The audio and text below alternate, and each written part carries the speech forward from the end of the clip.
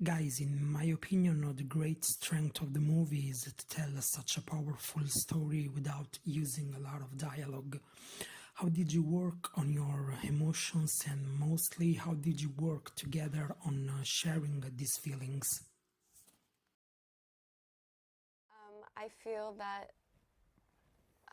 and as we've said before, we brought a lot of ourselves to these characters, and the connection is real. And you know,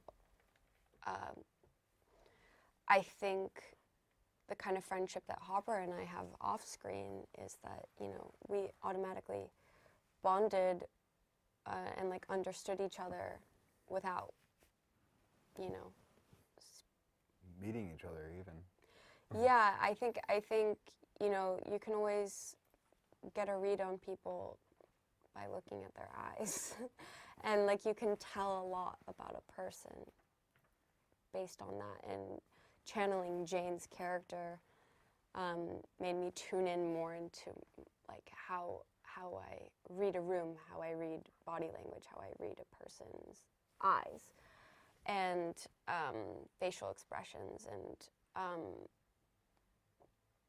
we didn't even get to speak much when we first met, so I think, but there was like an understanding that was silent and very profound, and we're now really close friends and probably will be lifelong friends.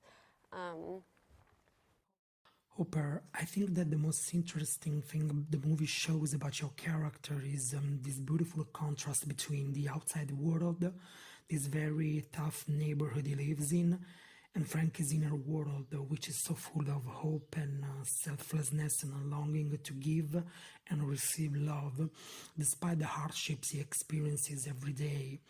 Unfortunately, it often happens that the place where we were born or the place where we live in becomes a sort of indelible mark which identifies us as a certain type of person in the eyes of others.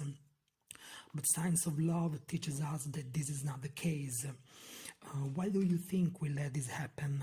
Why do you think we let places define us? And how hard is it to prevent this from happening? Okay, I think I get it. Okay. And I like that question a lot. Thank you.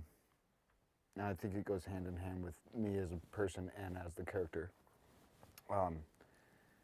Which I was saying before is like, in the movie, the character Frankie is always, like, from the time he's born to the time he meets Jane, he's told he's a piece of shit, he's a drug addict, or drug dealer, he's like the scum of the earth, he's getting people high, he's getting people to overdose. And the first time you really see Frankie in a different light is when Jane meets him, and she just sees past all of that and all the exterior and just looks right in the heart.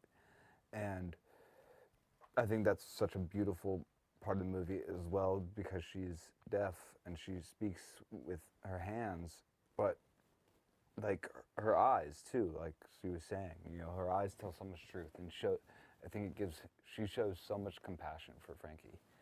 And for myself, like, I'm perceived as like a rich kid and an asshole and all these things because of, you know, who I grew up and just interactions that I've had that made me feel uncomfortable because of those reasons, and then I come off as an asshole.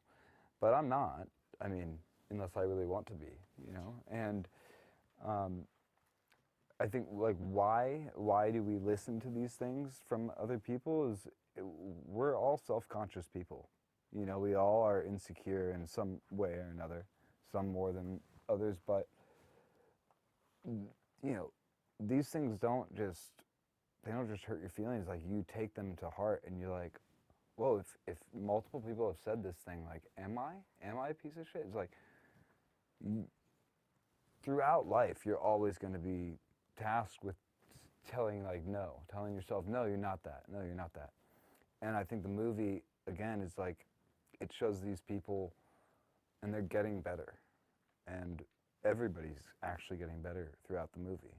I mean, except the bad guy. But everybody's, I don't know if I'm answering it right or if I'm done with the answer, but pretty much I think you're always going to have to deal with people saying different things than who you are. And sometimes you'll believe them, sometimes you won't, but they will always be there. And you kind of just, I just choose not to listen to it. Thank you so much. Thank you so Thank you. much. Thank you. Thank you.